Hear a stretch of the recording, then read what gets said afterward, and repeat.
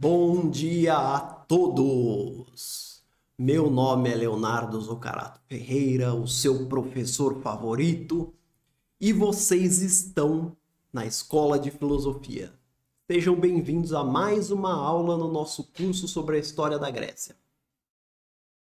Na aula de hoje, nós vamos tentar responder algumas perguntas. Por exemplo, quem foi Homero? Qual era o seu trabalho? O que, afinal de contas, é a Ilíada e a Odisseia?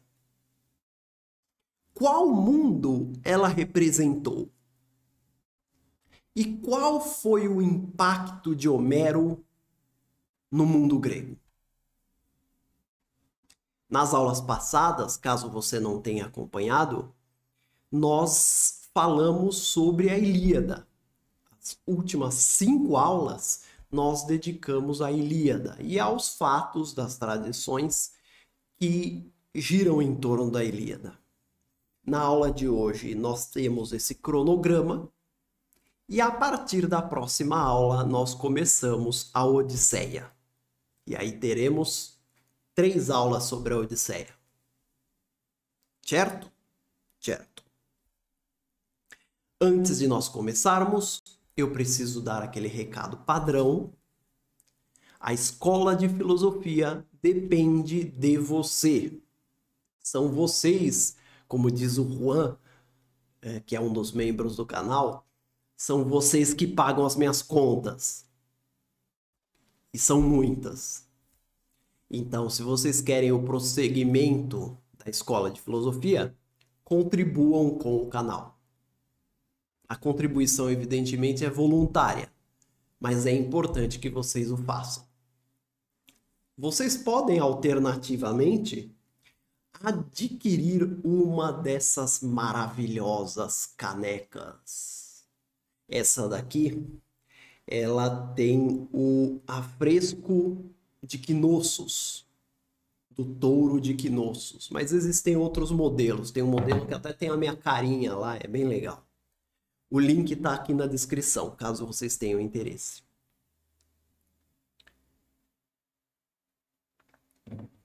Então vamos começar a aula.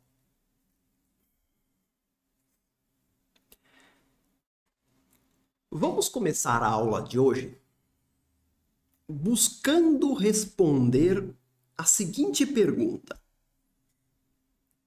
quem é Homero?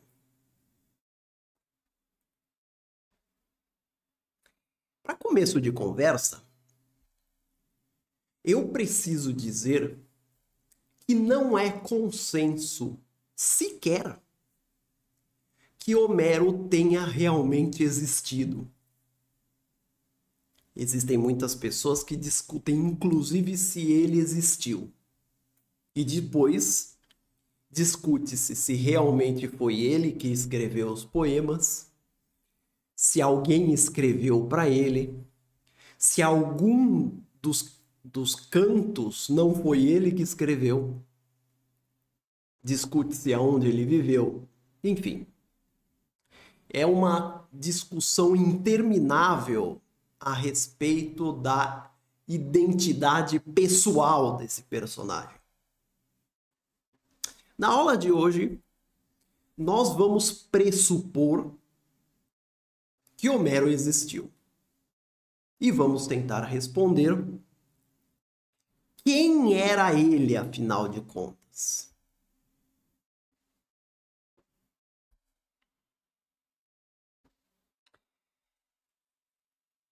Quando nós, aqui em 2022, entramos em contato com Homero, nós às vezes entramos por intermédio de uma aula. Então existem professores malucos aí que dão aulas até no YouTube a respeito de Homero, pode consultar aí.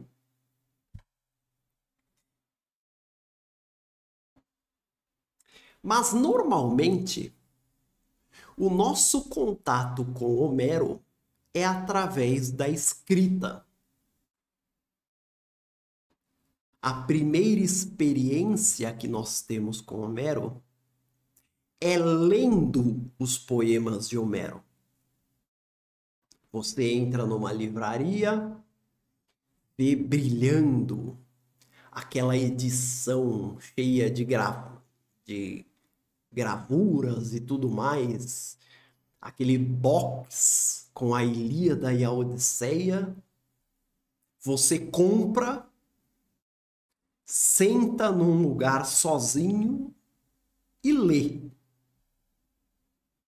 E normalmente você não entende nada. Mas essa é a primeira experiência que você tem com Homero.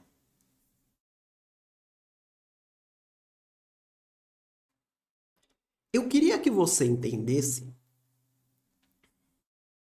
que essa experiência que em 2024 nós temos, ela é muito diferente da experiência que os gregos antigos tinham com Homero. Os gregos antigos, eles raramente liam Homero. Num estágio mais avançado da história da Grécia Antiga, aí sim, muitos terão livros de Homero na sua casa. Mas o primeiro contato que um grego tinha não era lendo Homero. Os gregos não liam Homero. Os gregos ouviam Homero. Os gregos ouviam a Ilíada e a Odisseia.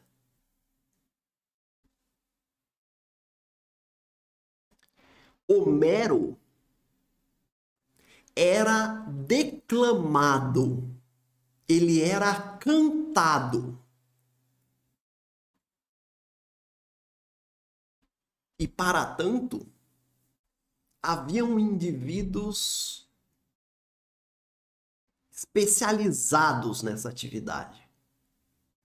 Não era qualquer um que era capaz de cantar a Odisseia e a Ilíada. Esses indivíduos atendem pelo nome de bardos. Os bardos são aqueles que recitam, que cantam os poemas. Algumas variações, e não interessa agora a diferença de cada uma, os bardos são, por exemplo, aedos e rapisodos. São duas palavras que se usam também para indivíduos que cantam, declamam e contam a Ilíada e a Odisseia. E outros poemas também.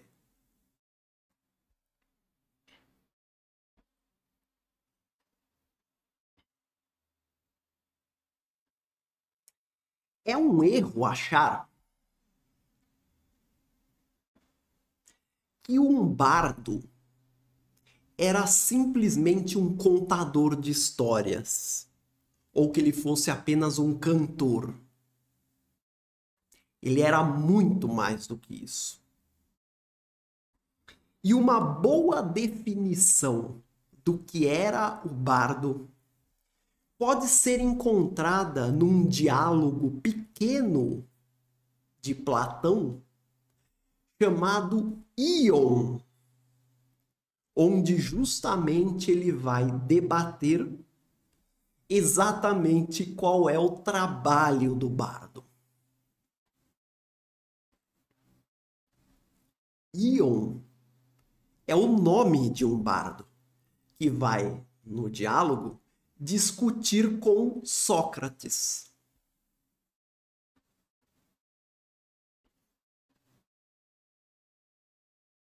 E o que fica claro é que o bardo era um profissional que se dispõe a contar uma história como por exemplo a Ilíada e a Odisseia. Mas para tanto, ele recebe uma inspiração superior.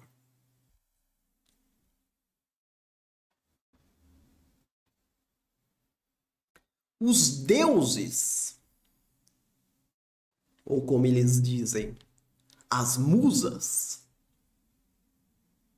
os deuses iluminam os bardos. Os deuses sopram as histórias mitológicas no ouvido dos bardos.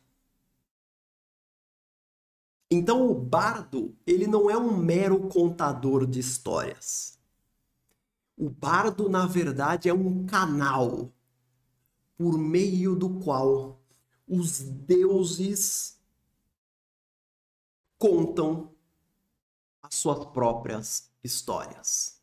E os heróis também. Então, quando você vai ler a Ilíada,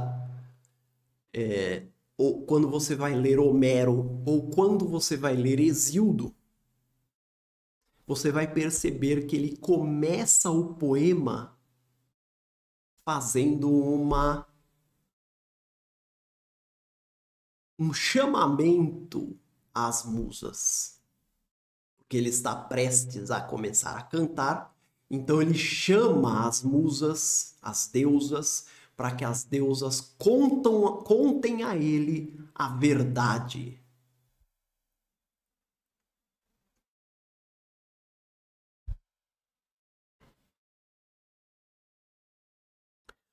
O bardo, ele incorpora os personagens. Ele sente os personagens. Ele não conta simplesmente a história. Quando ele vai contar, por exemplo, a história de Aquiles, ele não vai falar, por exemplo, ele não vai falar simplesmente assim, Aquiles ficou agoniado com a morte de Patroclo. Não, ele vai expressar a agonia que Aquiles sentiu. O bardo, ele atua como um ator. Ele ri, ele chora, ele se entristece, ele se enfurece, ele reza, ele transmite todas as emoções que os personagens na história estão sentindo. E a atuação dele é tão poderosa que ele é capaz, inclusive, de sentir o que os deuses estão sentindo. E é por isso que nas histórias, não só o comportamento dos homens é narrado, mas também dos deuses. E é por isso, aliás, que os deuses são tão humanos.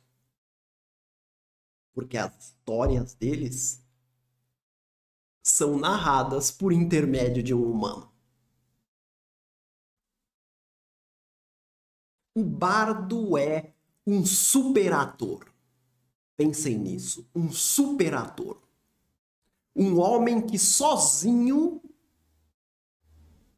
é capaz de narrar histórias inteiras, representar diversos personagens sozinho e narrar histórias que ora são dramas, ora são tragédias, ora são momentos de ação, ora são comédias. E ele é capaz de narrar com a mesma versatilidade todos esses momentos.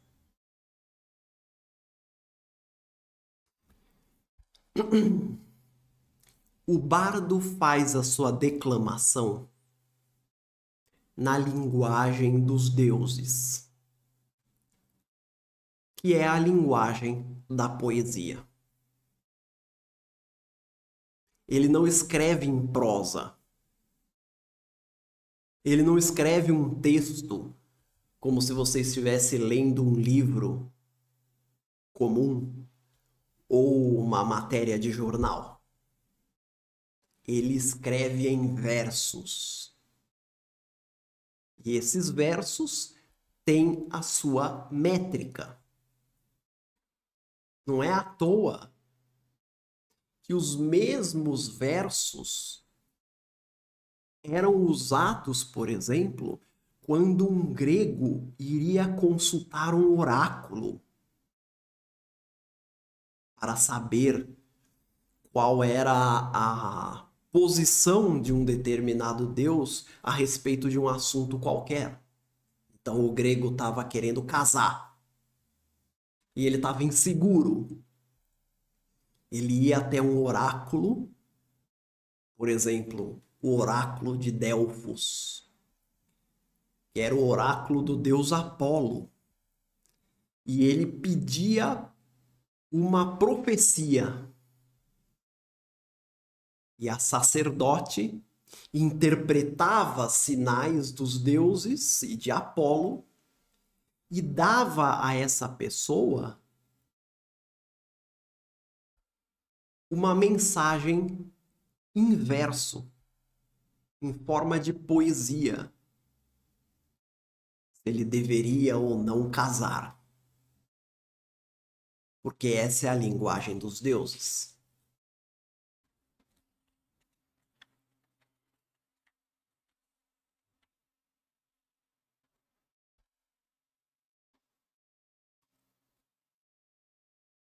Capacidade, então, do bardo deriva de uma inspiração divina.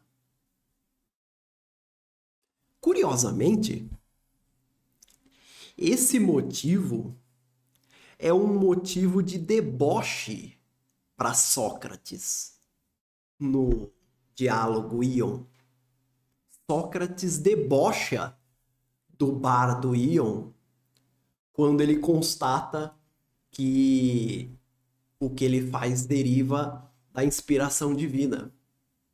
Porque ele diz assim para Ion, ele diz, espera aí, você aí tá andando, cheio de marra, com roupas bonitas, todo mundo aplaudindo você, você é reconhecido em todos os lugares onde você vai, mas por que tudo isso se os méritos não são seus?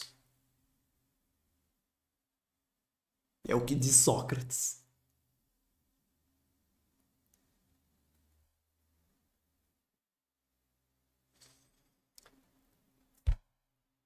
Mas isso não tira o mérito do bardo.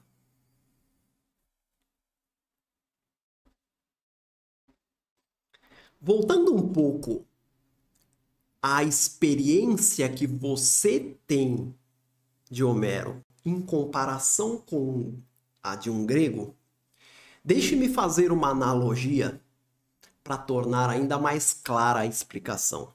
Veja você. Pense no seu filme favorito. Qual que é seu filme favorito? Pense nele. Quando você assiste o seu filme favorito, e eu tenho certeza que você já assistiu várias vezes, o meu filme favorito é aquele do... Como é que é o... Apollo 13, o Tom Hanks, né, que fala o desastre da missão Apollo. Esse é meu filme favorito. Quando eu assisto esse filme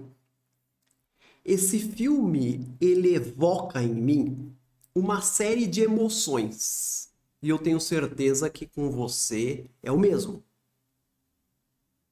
Existe uma mistura ali da imagem, do som, da caracterização dos personagens, e aquilo provoca uma sensação especial em você, não é?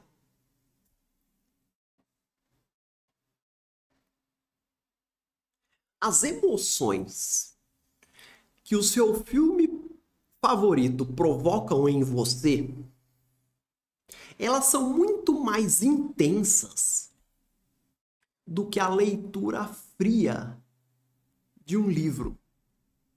Não é verdade?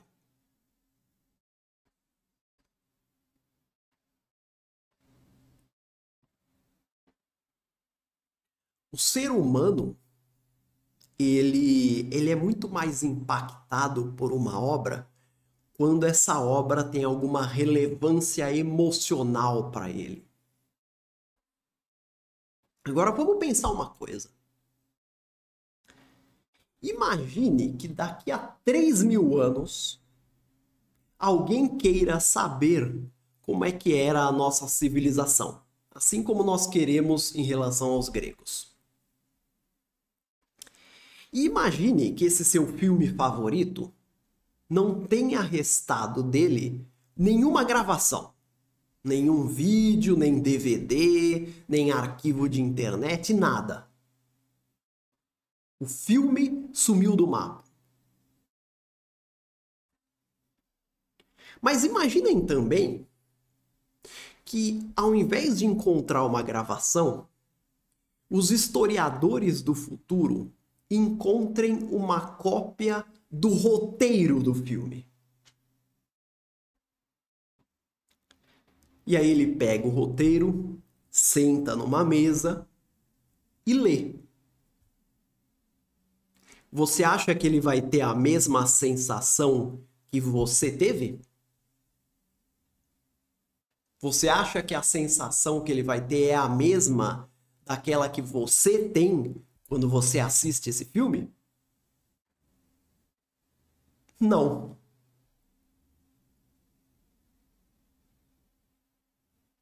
O que há para entender aqui é que a mesma coisa acontece para nós em relação a Homero.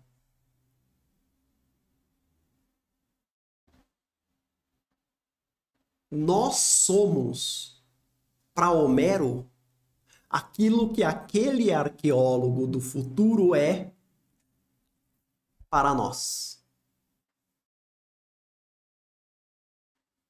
Nós somos os caras que achamos o roteiro de um filme que eles assistiam na Grécia Antiga, chamada Ilíada e Odisseia, 2 filmes. Nós achamos o roteiro. E lendo o roteiro, a gente tenta reconstruir as emoções, os estados de espírito que aquelas pessoas tinham, não quando liam, porque eles raramente liam, quando aquelas pessoas assistiam à declamação da Ilíada e da Odisseia.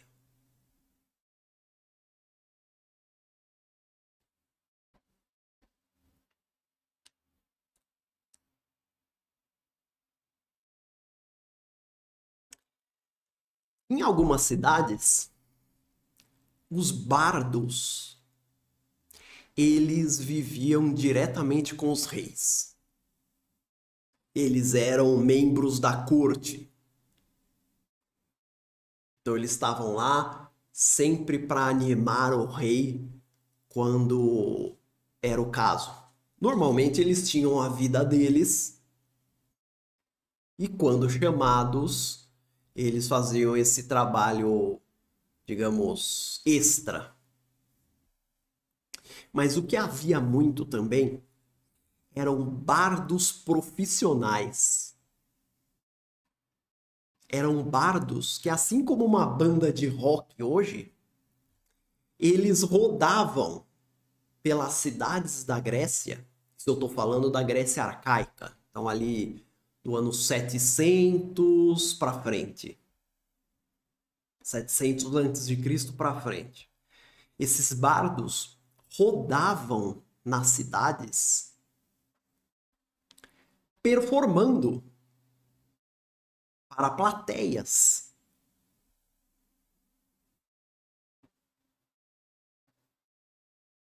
Eles eram contratados, eles eram pagos, eles vendiam a sua interpretação da Ilíada e da Odisseia. Eles vendiam a sua interpretação.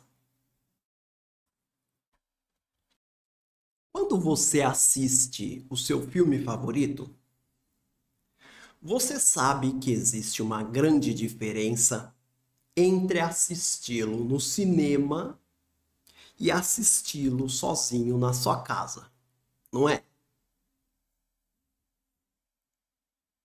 Assistir no cinema é diferente. Parece que você se contamina com a emoção das outras pessoas. As outras pessoas riem, dá vontade de você rir também. As outras pessoas se assustam, você se assusta com o susto das outras pessoas. Uma experiência coletiva, ela tem um efeito meio uniformizador das emoções humanas. Porque ninguém quer ser diferente. Todo mundo quer meio que se enquadrar no mesmo padrão emocional dos outros.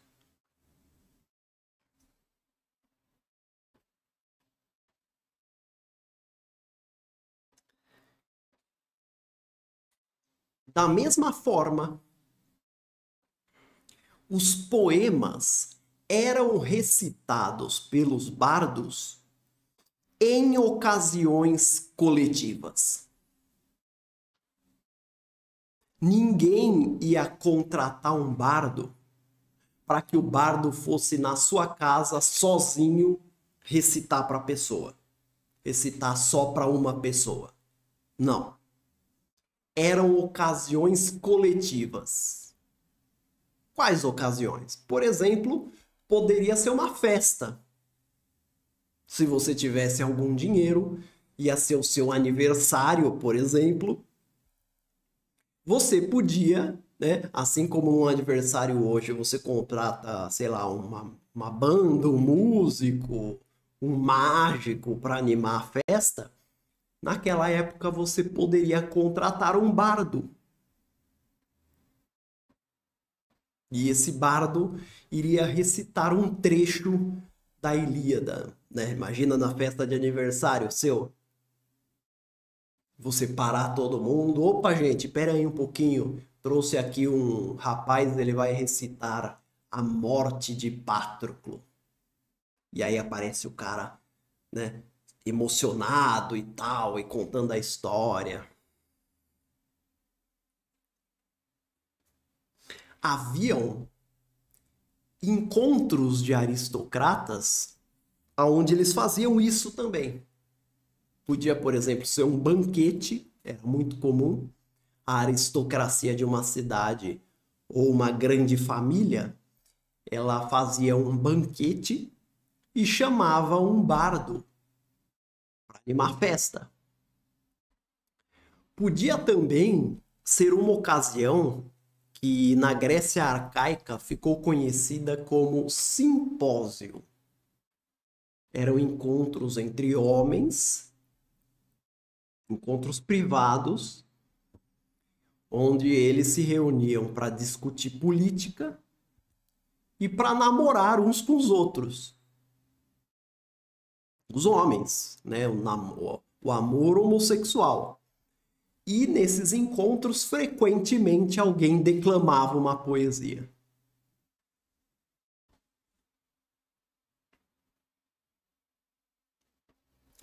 O mais comum, entretanto, era que o bardo declamasse num evento público, normalmente num festival. Por exemplo, em Atenas, eles faziam um festival muito famoso chamado Panateneias. O festival tinha várias coisas, mas a parte central era assim: a população se reunia perto do cemitério fora da cidade de Atenas e eles caminhavam em procissão pelos principais pontos da cidade de Atenas, subiam até a Acrópole. E quando eles estavam na Acrópole, a pessoa que estava na frente na procissão, era uma mulher, levava um cesto com um vestido que tinha sido cuidadosamente tecido e que seria dado à deusa Atena. Então a moça deixava no templo de Atena ou na enorme estátua de Atena que havia no coração da Acrópole, e aí o festival continuava. Nesse festival, numa época, um tirano chamado Pisístrato, ele determinou que a Ilíada e a Odisseia fossem recitadas integralmente durante o festival. E, para tanto, ele até pegou uns caras, reuniu um pessoal e mandou que eles fizessem uma versão padronizada da Ilíada e da Odisseia. Porque como tinha muitas versões diferentes, com poucas variações, né, do poema circulando, ele mandou fazerem uma versão padronizada, que era para ser recitada no festival. As cidades, elas tinham esses momentos. Praticamente todos os festivais que se fazia ia ter um momento em que um bardo iria recitar uma passagem da Ilíada e da Odisseia. E em algumas delas havia até uma coisa que era divertidíssima, que haviam competições entre bardos. Assim como você tem os jogos, você tem a competição de corrida, tem a competição de arremesso de lança, a competição de luta, né? De boxe, tinha boxe já na época. Também tinha a competição de cantoria, tipo um karaokê, vai. Na verdade, é uma competição de recitação. Então tinha lá sempre, eles chamavam 3, 4 bardos. Esses bardos faziam a sua interpretação e a melhor interpretação vencia e ganhava um prêmio qualquer lá. O próprio Hesíodo, ele diz que num dos jogos funerários de um bam qualquer lá, ele ganhou uma dessas competições. Hesíodo, que é o autor da Teogonia.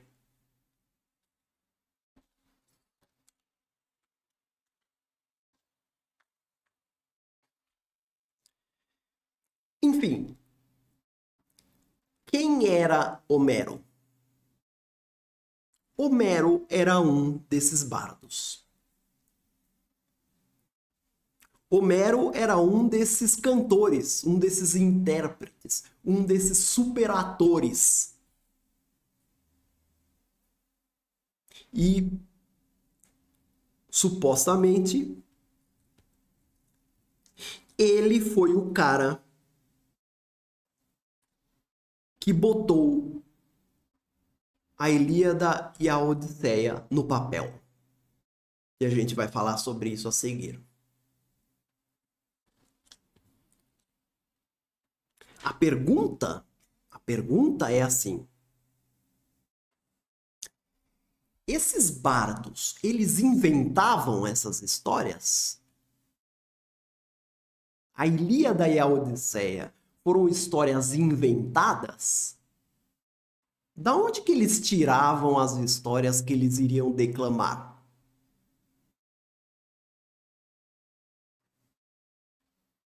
Vamos falar da Ilíada, por exemplo. Da onde saiu a Ilíada? Aqui, meus senhores, aqui o caldo vai começar a engrossar. Se você achava que a aula estava difícil até agora, agora é que o pau começa a cantar. Mas não se preocupe, eu tô aqui para te ajudar. Ó, eu vou te pegar pela mão e nós vamos atravessar isso junto, pode ser? Vamos ver. As pessoas dizem assim: a Ilíada conta a história da Guerra de Troia. Será?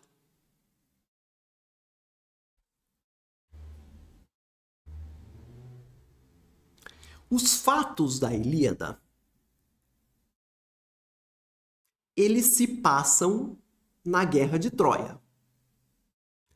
Guerra essa que supostamente teria ocorrido no final da Era do Bronze. Ou seja, no coração da civilização micênica, que nós já estudamos aqui no canal. Então, teoricamente, nós poderíamos ler a Ilíada como um documento a respeito dos costumes da civilização micênica. Não é? Mas será que isso está certo? A Guerra de Troia é ambientada, né? A Ilíada é ambientada na Guerra de Troia. Assim como hoje você tem novelas de época, por exemplo.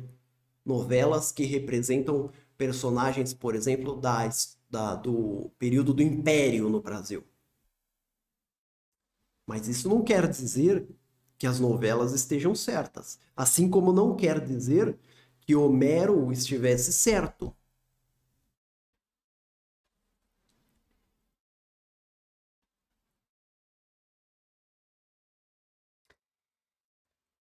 Primeira ponderação que eu gostaria de fazer com vocês, ó, estamos caminhando junto, é que Homero não era um historiador. Ele não era um historiador. Ele era um bardo. E o objetivo do bardo não era buscar a verdade histórica. Era interpretar uma história e produzir emoções no público.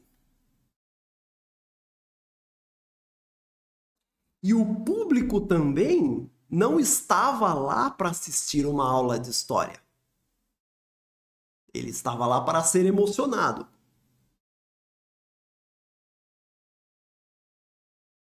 Homero nunca teve, nem quis ter, o propósito de contar fielmente o que aconteceu em Troia.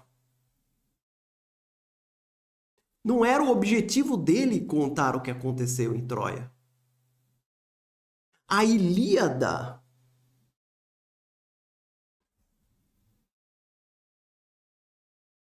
ela não fala a história da Guerra de Troia. A Guerra de Troia é só um pretexto na Ilíada. E uma prova disso é que nós não sabemos pela Ilíada como a guerra começou e como ela terminou. Você acha que se Homero fosse um historiador, ele iria deixar de mencionar justamente essas duas coisas?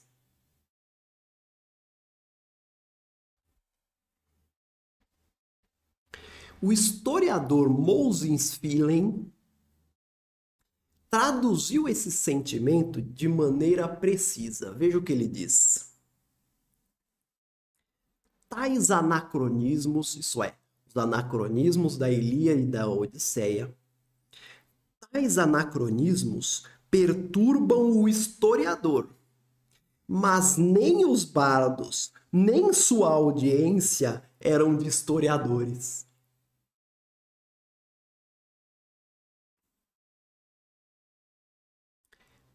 Conclusão: embora a Ilíada seja ambientada no fim da Era do Bronze, Homero não tinha nenhum interesse de retratar o fim da Era do Bronze, ou mesmo a civilização micênica.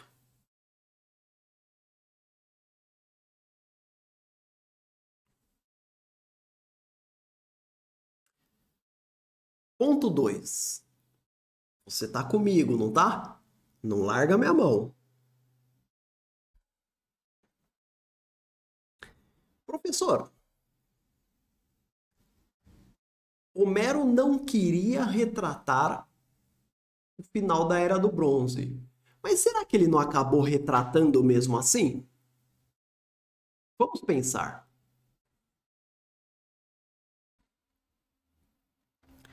Estima-se que Homero tenha vivido no século VIII antes de Cristo, em algum ponto ali do ano 700 e qualquer coisa.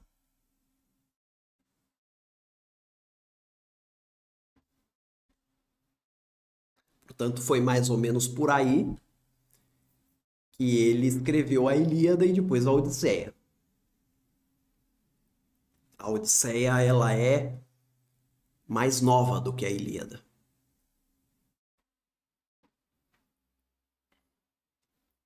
O auge da civilização micênica, que Homero supostamente está retratando, ocorre no século XV ao século XIII. Perceberam? Perceberam o pepino?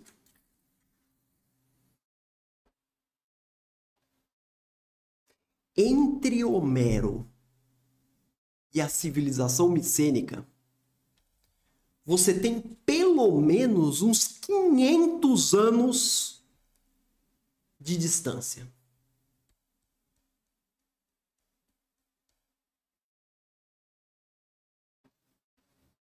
Quer dizer, Homero nunca quis retratar com fidelidade a Guerra de Troia. Mas mesmo que ele quisesse, existia um lapso de 500 anos entre ele e os fatos que ele estava comentando.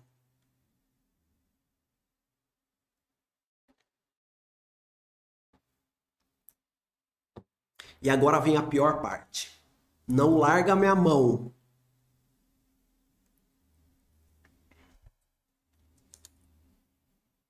Essa é a parte mais complicada, mas vai valer a pena. Vamos devagar. Vocês que são alunos dedicados do nosso curso, assistiram todas as minhas aulas, dão like em todas as aulas, tem alguns aí que fazem. Vocês sabem que a civilização micênica tinha uma forma de escrita que era a linear B, correto?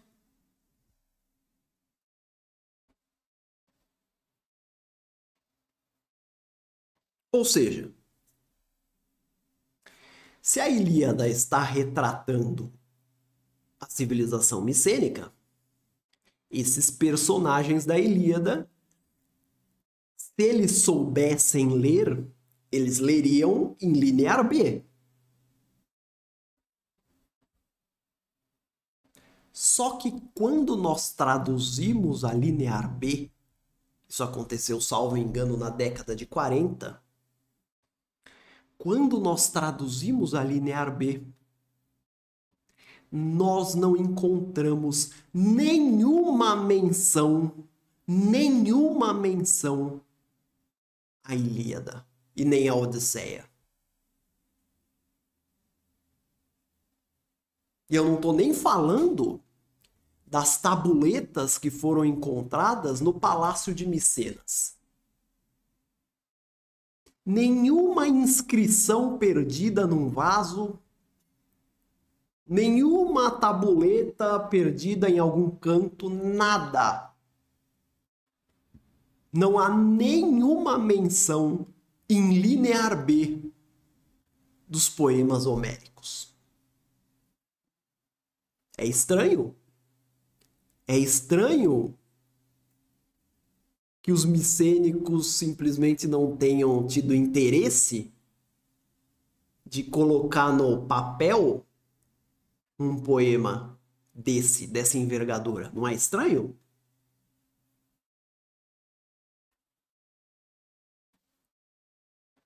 A civilização, veja a encrenca, a civilização a respeito da qual o poema foi escrito, essa civilização mesma, ela não escreveu nada sobre ele.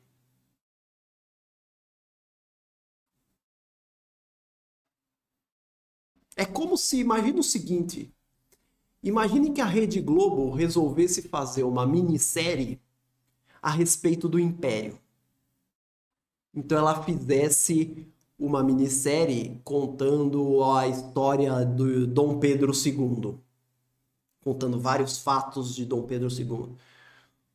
Só que aí, imagine que você vá aos documentos do período, os documentos históricos do período, e eles não falem absolutamente nada sobre Dom Pedro II.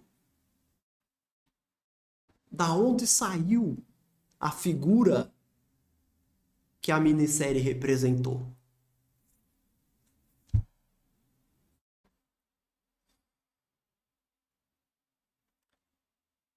Seguindo, veja o tamanho do imbróglio. A civilização micênica terminou. 5 séculos depois, nasceu Homero. E escreveu uma história, supostamente, da civilização micênica. Só que quando Homero a escreveu, ele não escreveu em linear B. Ele escreveu no alfabeto fenício. E por que ele fez isso? Porque entre a civilização micênica e Homero, teve um negócio chamado Era das Trevas. E nesse período, os gregos desaprenderam a ler e a escrever. Eles foram todos analfabetos.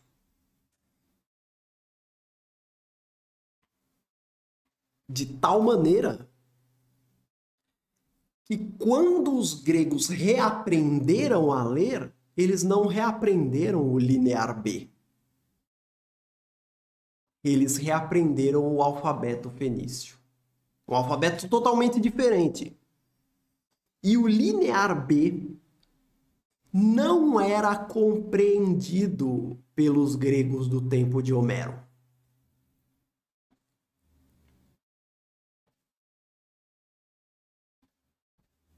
Professor, pelo amor de Deus, onde você quer chegar?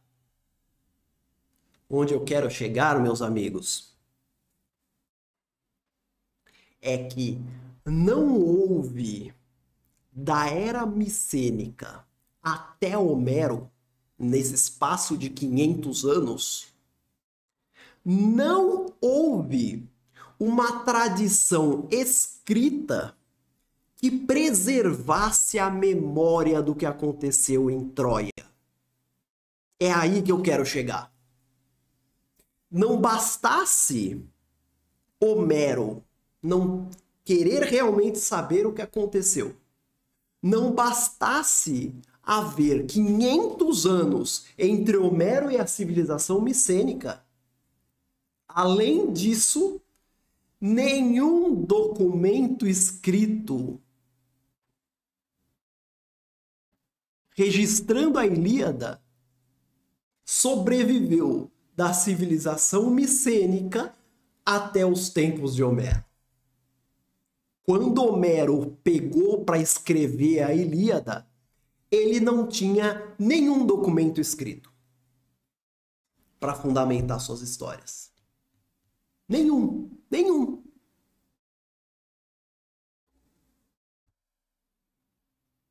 E os únicos documentos escritos que haviam da época micênica eram em linear B, que ele não compreendia. E mesmo se compreendesse, não adiantaria nada, porque eles não dizem nada a respeito da Ilíada.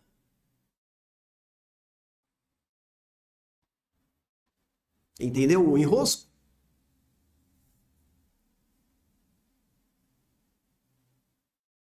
Então, se você entendeu tudo isso que eu estou explicando, a pergunta que deve estar na tua cabeça é o seguinte: professor, então Da onde Homero tirou essa porra dessa história?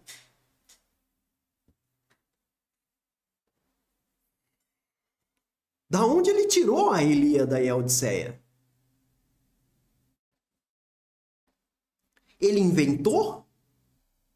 Foi uma história fictícia? Ele sentou lá num banco da cidade dele na Grécia, seja qual for, e pensou assim: ah, você quer saber? Vou inventar uma história aqui para ficar famoso. Será que foi isso que aconteceu? Não. Não foi isso que aconteceu. Vocês querem saber da onde saiu a Ilíada? A Ilíada saiu da tradição oral. Boca a boca. Ao longo da Era das Trevas, em meio à turbulência da Era das Trevas, bardos e contadores de história contavam às novas gerações histórias míticas, histórias mitológicas dos antigos reis micênicos. Essa tradição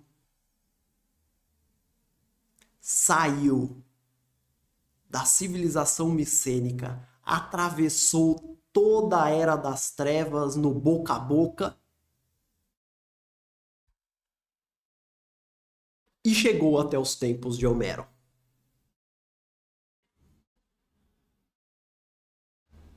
É daí que ele tirou essa história. Ou seja, quando Homero pôs no papel a Ilíada e a Odisseia, os gregos já conheciam a Ilíada e a Odisseia de há muito. O que mudou é que agora ela estava escrita.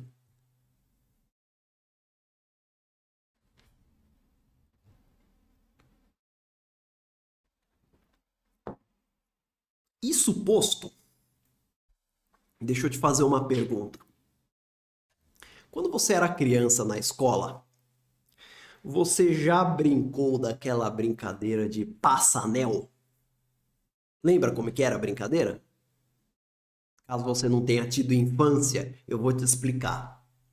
A professora contava no ouvido de um aluno uma história. Esse aluno tinha que contar no ouvido de outro aluno a mesma história. E o outro tinha que contar no ouvido do outro, e o outro do outro, e do outro do outro. E essa história ia sendo passada de ouvido em ouvido pelos alunos. Quando chegava no último aluno, esse aluno tinha que contar a história em voz alta. O que acontecia quando esse aluno contava a mesma história que a professora tinha contado em voz alta? A história estava totalmente diferente, não é? Estava totalmente deturpada. E isso num contexto de alunos de uma mesma sala de aula, de uma mesma idade, que não estão sob pressão e que não têm, teoricamente, interesse de deturpar a história. Não são alunos que querem emocionar o público. Pelo contrário, nessas circunstâncias, as crianças se esforçam muito para contar a mesma história. Elas são normalmente de classes sociais parecidas, de uma região e de uma época igual, e ainda assim a história sai deturpada. Imagine então uma história que é relatada por 400 anos em cidades diferentes. Daqui a pouco uma história numa cidade já está sendo contada diferentemente em outra cidade. Daqui a pouco as duas se misturam. Personagens que não brigavam na história original agora estavam brigando. Nomes que eram pronunciados de um jeito, são pronunciados de outro jeito, daqui a pouco você já muda o nome. Agamenon pode não ter se chamado Agamenon, pode ter se chamado Aganon ou Agagamon. Aquiles pode ter se chamado Amiles, ou sei lá o quê. Imagine esse tipo de contexto onde as histórias são contadas e depois você tem essas figuras dos bardos que eles querem animar o público e, portanto, eles precisam se conectar com a plateia e, portanto, eles precisam encontrar pontos em comum com a plateia. Então, eles adaptam a história às circunstâncias concretas, e aí a história vai mudando mais.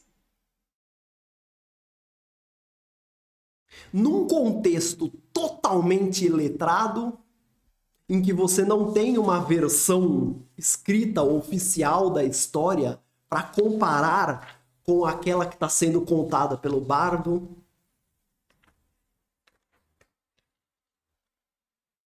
Qual você acha que é a chance de que essa história seja fiel à versão original que era contada no período micênico? Praticamente nenhuma.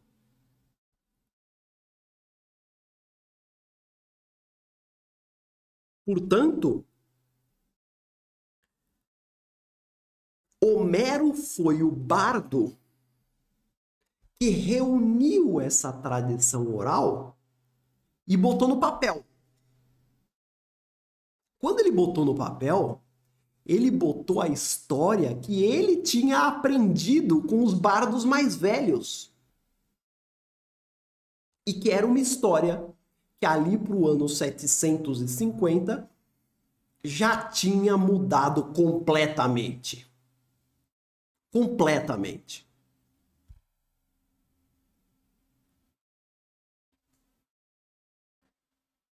Professor, como é que você sabe? Como é que você sabe que mudou?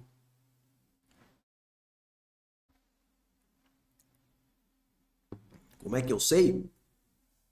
É porque hoje existe um troço chamado arqueologia. E quando a gente compara alguns tópicos da Ilíada, por exemplo, com o que a gente sabe por intermédio da arqueologia, a gente vê que eles não estão falando da civilização micênica. Eles estão falando de um outro momento da história.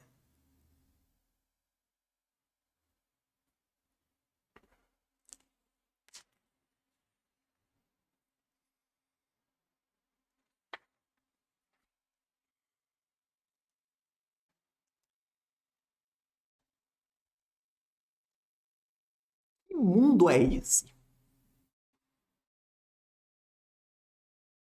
Se eles não estão falando da civilização micênica, de que mundo eles estão falando? De algum mundo eles estão falando. Quando eles falam, por exemplo, quando a gente reconhece nas histórias aquela moral da hospitalidade, a vida política e os conselhos, onde os pobres e os soldados são excluídos, né? Quando a gente vê a forma como as armaduras são, como as armas são, quando a gente vê as atividades que as mulheres praticam, como são as roupas. Que mundo é esse?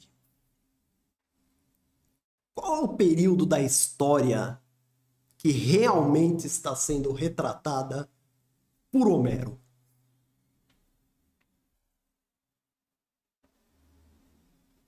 O primeiro impulso seria você dizer assim: ué, se não é o período micênico, é a cultura de Homero. É a própria cultura de Homero.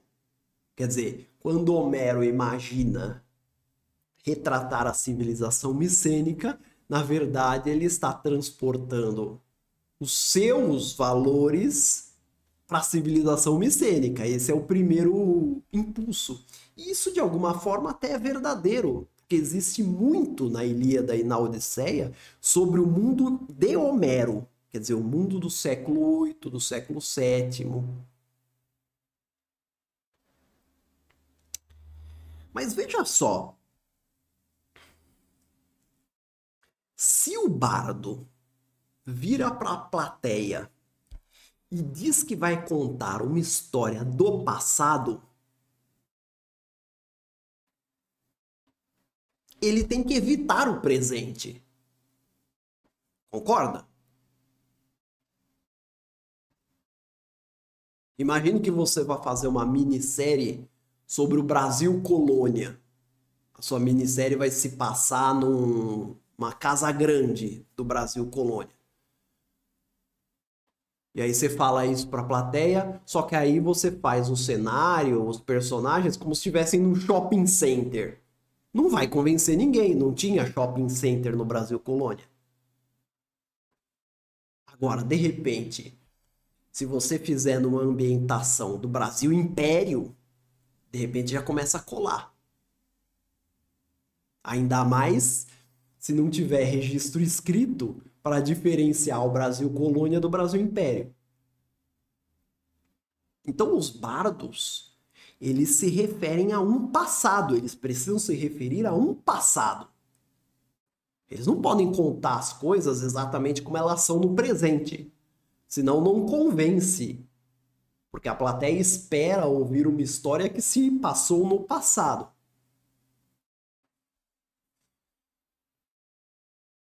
A gente já viu, por tudo que a gente expôs, que a pretensão do bardo de contar uma história que se passou no período micênico é irreal. Eles não têm condições práticas disso.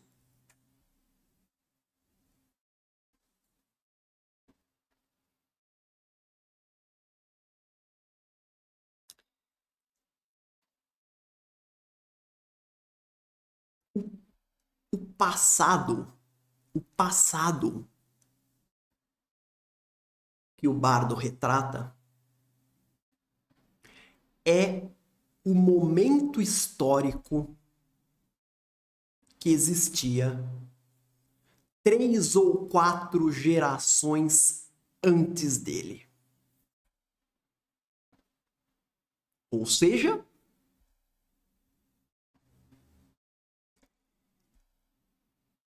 se a Ilíada foi escrita, digamos, em 750, o período histórico a que ela faz referência, o mundo que ela retrata, o mundo da hospitalidade, dos conselhos aristocráticos, das armas, das mulheres que fazem tecelagem, é o mundo do final da Era das Trevas. Esse é o mundo de Homero.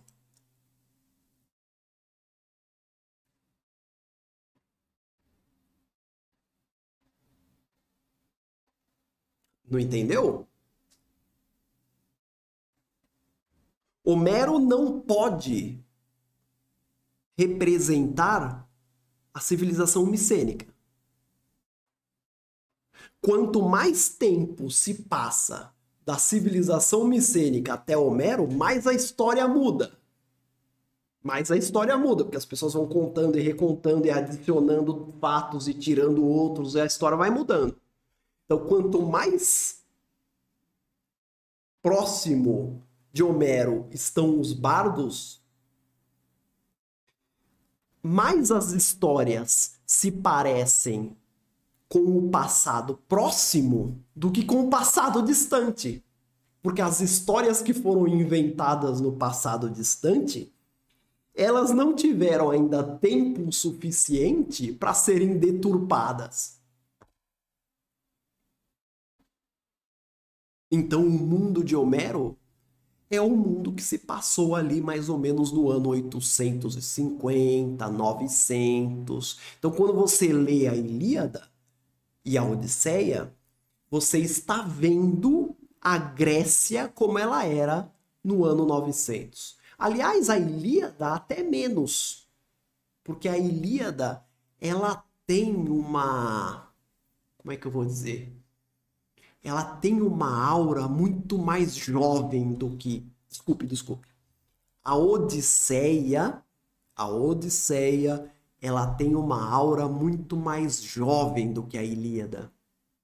Você já vê ali menção a colonizações, intensas viagens marítimas, que eram coisas que aconteciam na Grécia arcaica.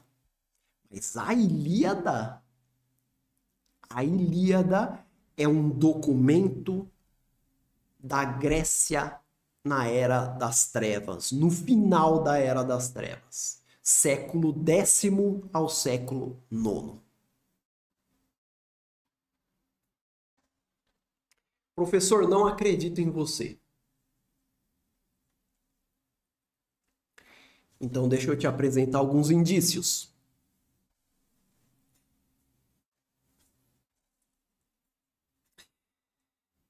Vocês viram nas aulas sobre os minoicos e os micênicos que esses povos enterravam os seus mortos, não é verdade? Os heróis homéricos são enterrados? Não. Os heróis homéricos são cremados. Por quê? Porque a cremação é o costume na Era das Trevas.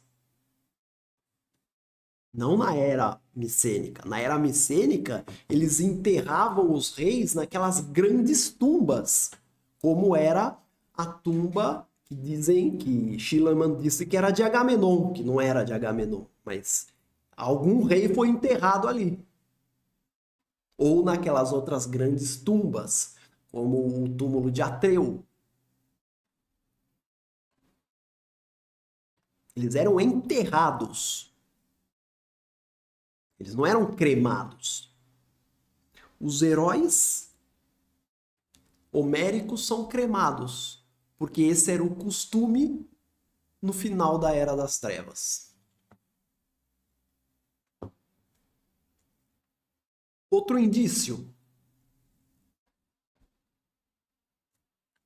No mundo micênico, haviam pessoas que sabiam ler e escrever em linear B. E havia no palácio escribas, arquivos, burocracia. Fazia parte da intensa vida do palácio.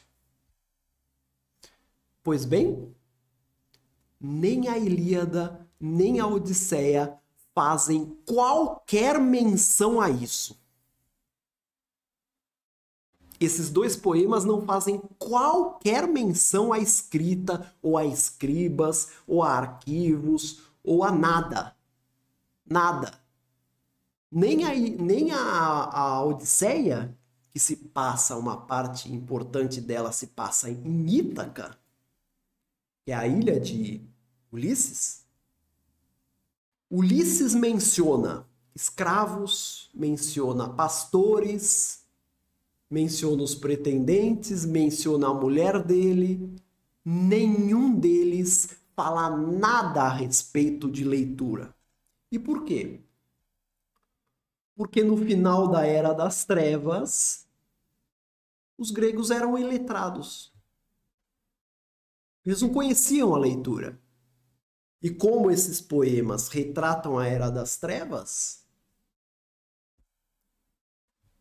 não tem porquê a leitura ser mencionada, porque eles não conheciam a leitura.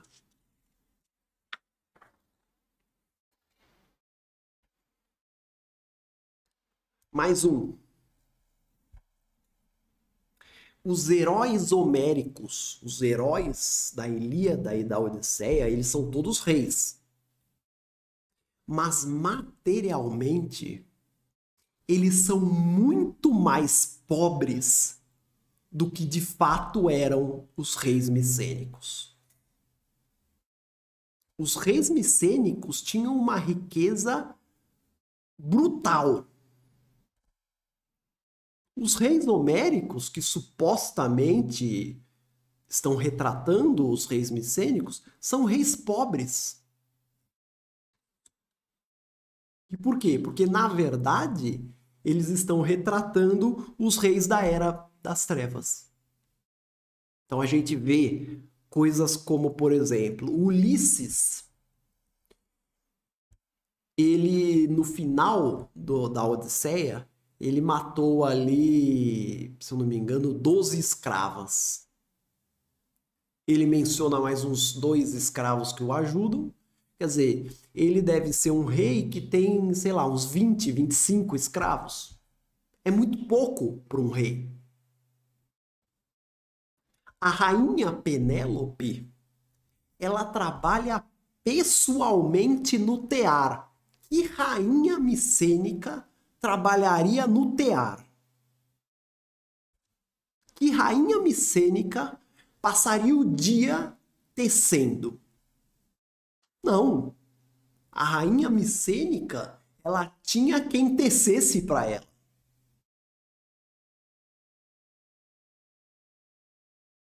Na Odisseia, em um determinado ponto, eles mencionam que o deus Hermes foi avisar a deusa Calipso de que Ulisses tinha que ser libertado.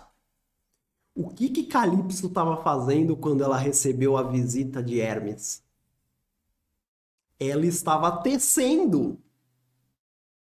Quer dizer, os próprios deuses passam os dias no tear.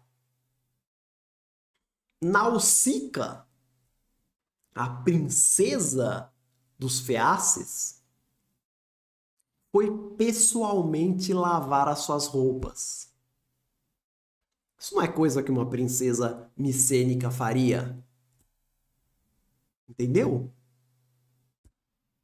A gente mencionou na aula passada o funeral de Patroclo e a competição que Aquiles arrumou para todo mundo. E mencionamos os prêmios que Aquiles distribuiu para a galera. Entre eles, uma mula indomável. Oh! Você acha que um rei micênico se animaria com um prêmio desse? Uma mula indomável? Um rei micênico tinha 1 milhão de mulas indomáveis.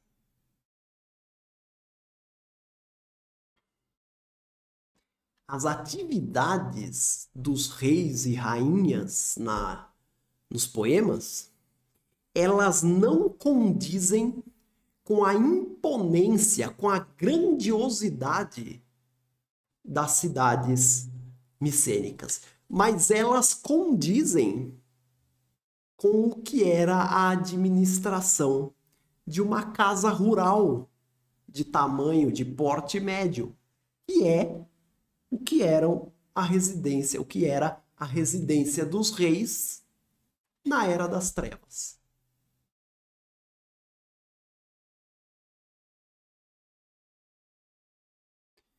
Para terminar, eu vou dar um último indício para terminar esse ponto. E esse é muito interessante. Prestem atenção. Vocês ainda estão acordados aí ou não?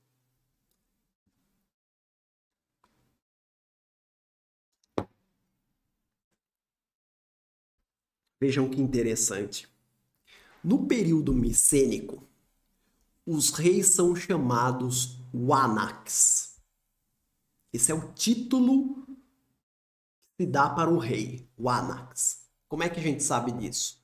Porque esse nome está na linear B. A gente traduziu a linear B e a gente vê. É engraçado, né? A linear B não tem o nome de nenhum rei.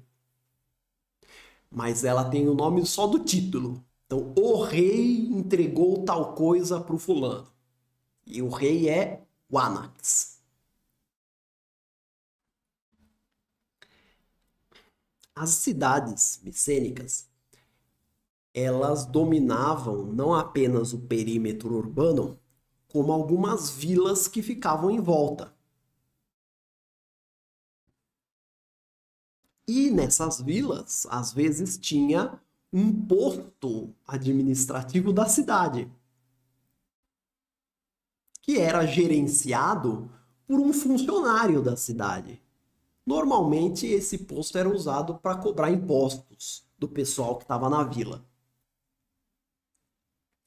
Como é que esse funcionário chamava? Como é que chamava o título desse funcionário local? Chamava-se Basileus ou Basilei.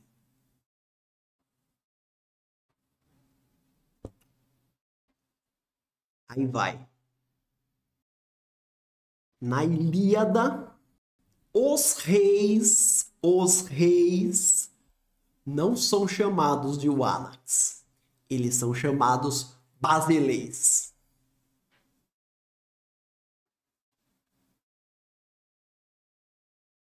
O único que é chamado Uanax é Agamenon.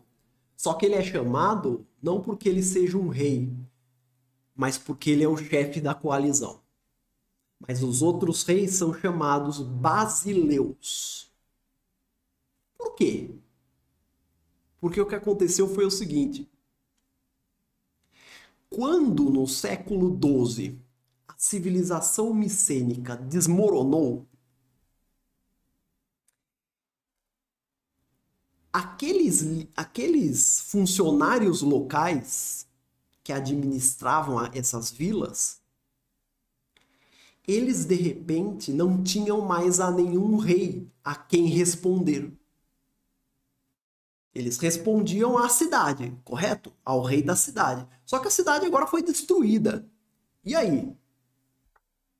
Pois bem, de alguma forma, eles herdaram a autoridade daqueles reis. Pelo menos para aquelas pessoas.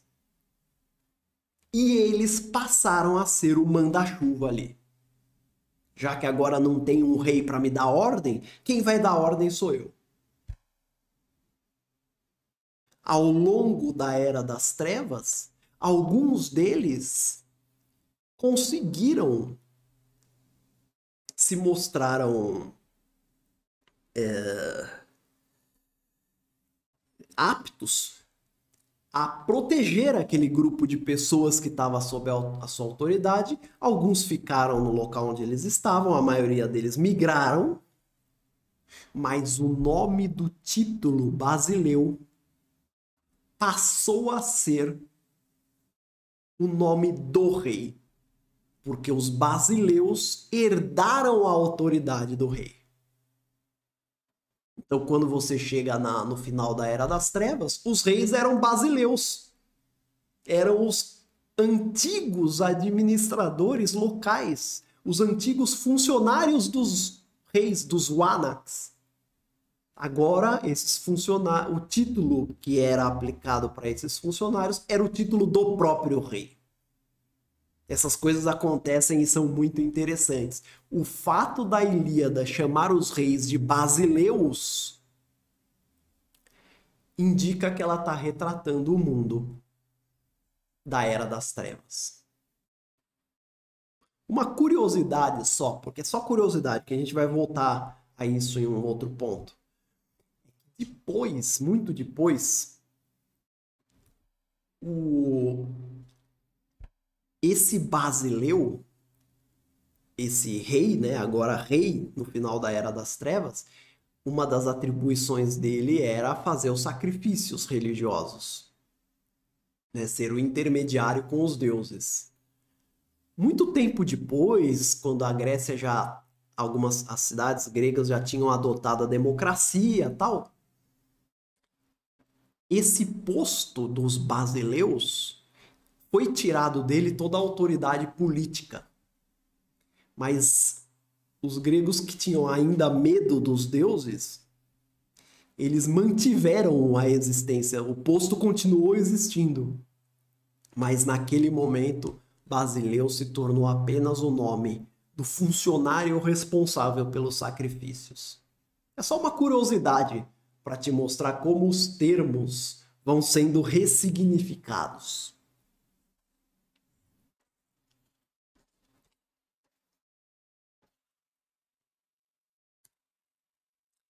Zeus, que eu estou mostrando uma foto aqui, porque eu não posso passar nenhuma aula sem mostrar uma foto do nosso companheiro. O próprio Zeus, na Ilíada, ele é um típico basileu.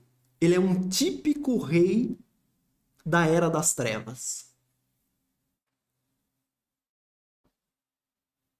O rei micênico, ele era uma autoridade poderosa, centralizadora, mandava e desmandava, não respondia a ninguém. O basileu, o rei da Era das Trevas, não era assim. Ele era um rei que era apoiado por uma aristocracia. Então ele tinha sempre que estar jogando o jogo político, conversando com as pessoas e mediando interesses.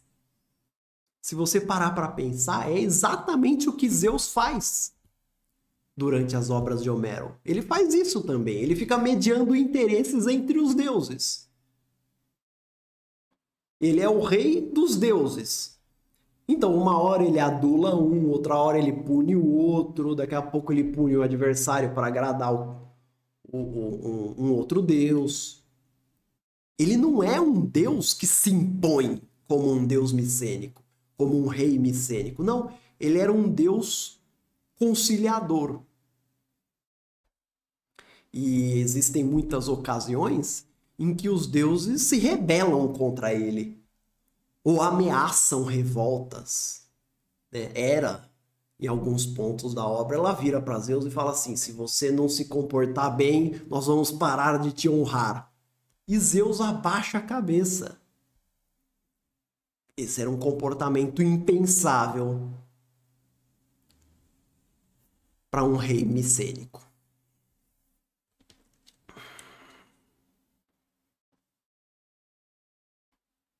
Conclusão: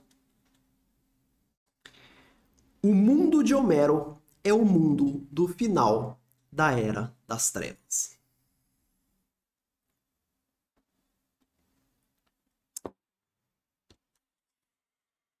Para terminar a aula, eu gostaria de contar uma coisa. Se até o momento em que Homero recolheu essa tradição oral, essas histórias mudaram muito,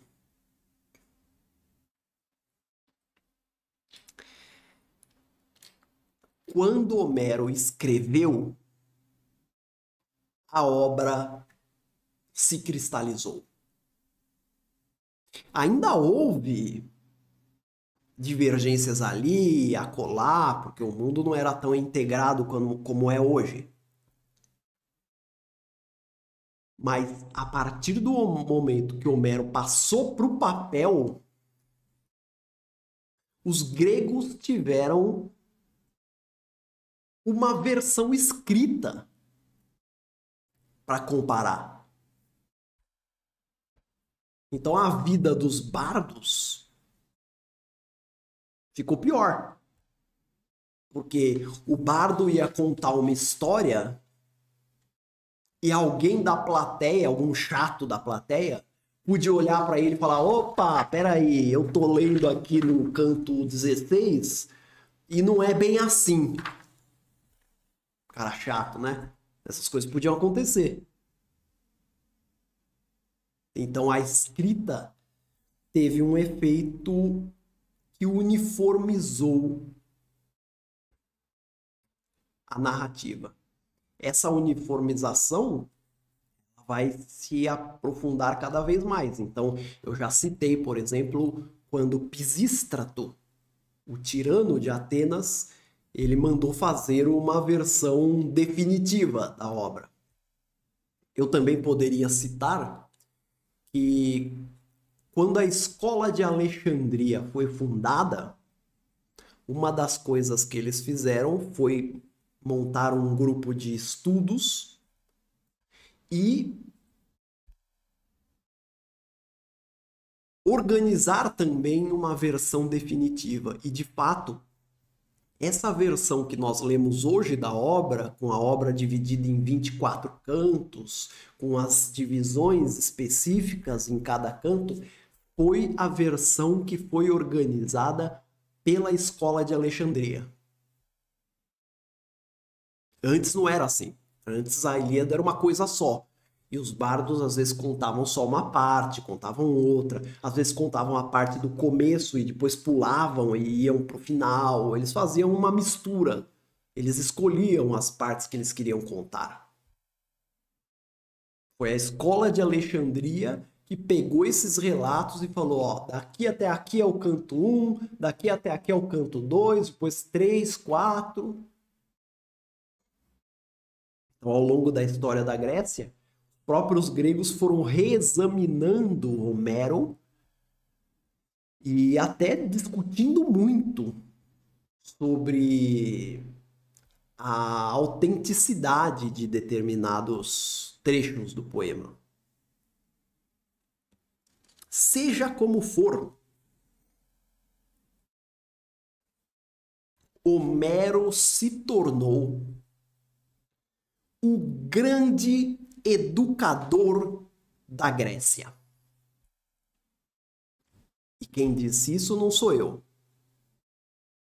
Se vocês só acreditam em autoridades, quem diz isso foi o próprio Platão, que era um cara que nem gostava muito de Homero.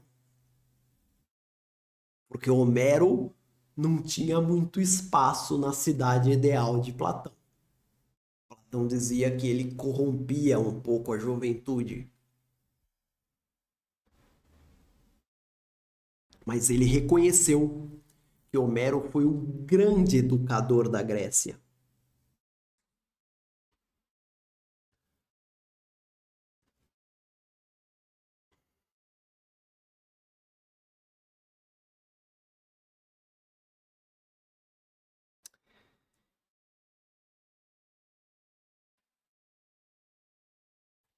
Também se diz, né, por que o Homero foi o grande educador da Grécia? Porque esses poemas, eles têm um fundo moral muito importante. Então a molecada grega ouvia os poemas e os tomava como parâmetro para se comportar. Quer um exemplo de um moleque grego que tomou a Ilíada como parâmetro? Que tal se eu falar sobre Alexandre o Grande? Dizem as lendas que Alexandre o Grande lutava nas batalhas, a espada numa mão e a Ilíada na outra. É um exagero, é claro, né? Mas o que dizem, isso sim é plausível, é que ele levava uma versão da Ilíada com ele para onde ele ia. Era o livro de cabeceira dele. E que em um determinado ponto, ele achou que ele era a encarnação de um daqueles heróis.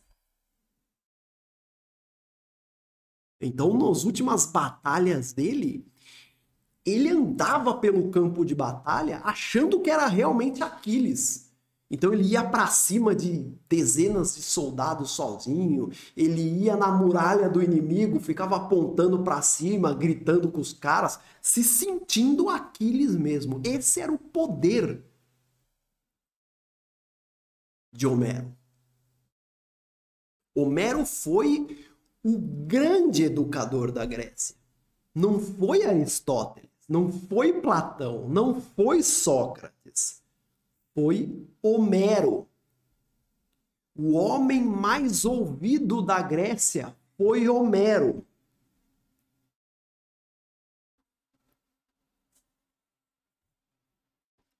Vejam esse dado.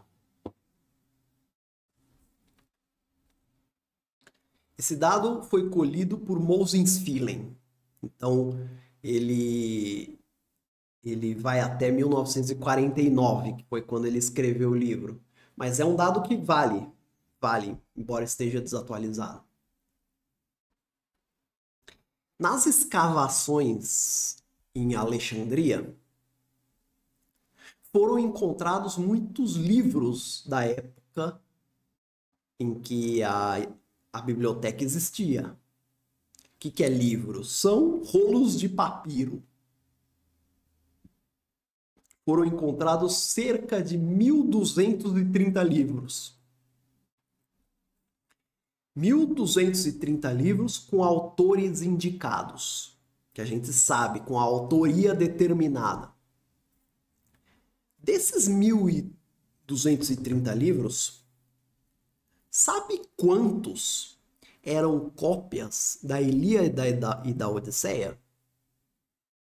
553. Apenas a título de comparação, de Platão só haviam 36. E de Aristóteles haviam 6. 555 de Homero contra 6 de Aristóteles. O que isso diz a respeito dos gregos que gostavam de ler? Diz que se um grego estava lendo, digamos, na época clássica, na época depois da época clássica, na época em que já existia a Biblioteca de Alexandria, se um grego tinha um livro, esse livro provavelmente era a Ilíada ou a Odisseia. Entenderam a força de Homero? Vou te dar mais uma. Em um determinado momento, a cidade de Atenas e a cidade de Plateias se meteram numa confusão a respeito de uma região chamada Hérmion. Cada uma delas dizia que tinha direito a essa região, direito de propriedade sobre essa região. Então ficou a dúvida. O que nós vamos fazer? Vamos quebrar o pau para decidir quem está certo? Eles decidiram fazer diferente. As duas cidades nomearam uma mediadora, que no caso foi Esparta, e pediram para ela decidir o conflito jurídico. Esparta não gostava nada de Atenas. Não obstante, Esparta concluiu que aquele território era de propriedade de Atenas. E como é que ela fez isso? Os juízes espartanos pegaram a Ilíada, leram a Ilíada, fizeram uma análise e concluíram que Atenas estava correta. Vejam a autoridade de Homero. A autoridade de Homero era a autoridade para decidir conflitos jurídicos entre cidades. Se você na cidade tivesse qualquer problema jurídico, fosse acusado de algum crime ou qualquer coisa, uma das coisas que você ia fazer para se defender é invocar um comportamento de um dos heróis. Você ia dizer assim, não, veja, juiz, eu não posso ser condenado porque Heitor, no canto 12, fez a mesma coisa. Essa era a autoridade desse escritor.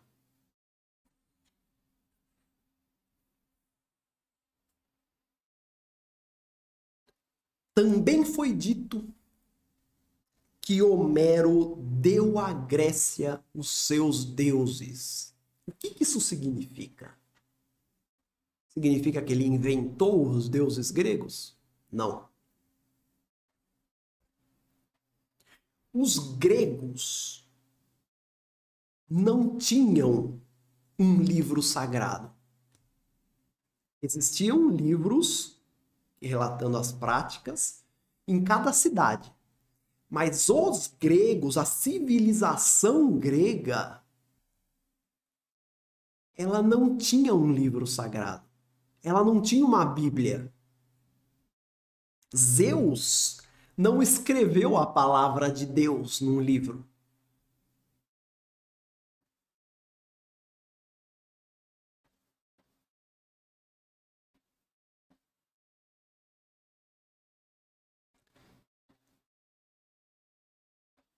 Quem escreveu?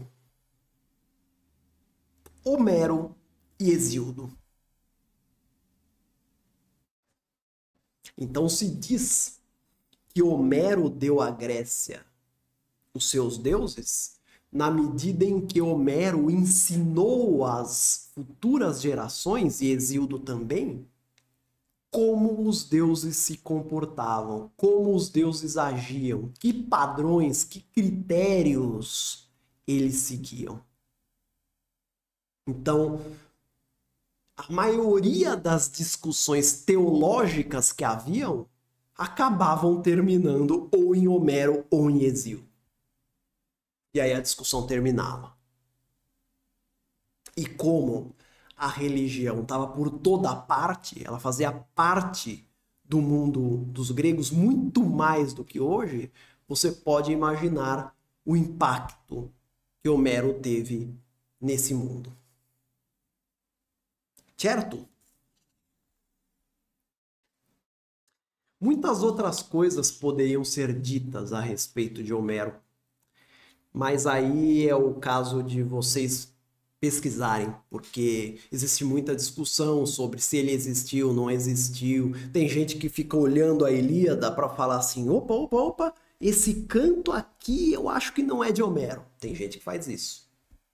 Mas isso é uma discussão um pouco mais profunda, que eu acho que não é o caso da nossa aula. Tá bom? Então é isso. Terminamos mais uma aula. Muito obrigado pela audiência de vocês. Comprem as graciosas canecas e a gente se vê na próxima sexta, quando nós começaremos a Odisseia. Beleza, gente? Um abraço e até mais.